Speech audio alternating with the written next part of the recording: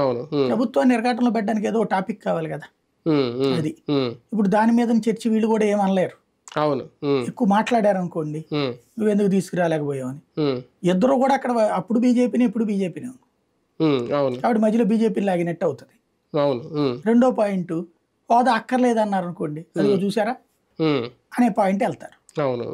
కాబట్టి దానికి తగ్గట్టుగా మేము తీసుకొస్తామన్నారు అనుకోండి, వీళ్ళే ఇంతకు ముందు లైమ్ లైట్ లో ఉంచారు కదా. కాబట్టి అదొక సున్నితమైన అంశం, ఎప్పటికప్పుడు చర్చించడానికి క్రియేట్ చేయడానికి పనికొచ్చే అంశం.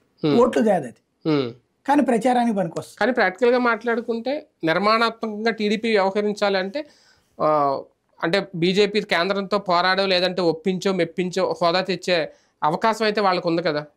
కరెక్టే, ప్రాక్టికల్గా అసాధ్యమైంది కూడా అది. ఎందుకు అంటే ప్రాక్టికల్గా మీరు అన్నట్టు ప్రాక్టికల్గా అయితే వీళ్ళకు ఉన్నటువంటి అవసరం రీత్యా వాళ్ళు ఇస్తారు.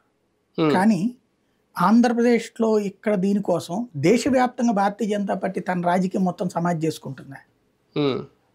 ప్రాక్టికల్ కాన్సెప్ట్లో చూస్తే ఇక్కడ ఇచ్చారు, బీహార్ నాకు కావాలంటుంది. ఎక్కడో ఎందుకు అప్పుడు పెద్ద చర్చ జరిగినప్పుడు తెలంగాణ అడిగిందే.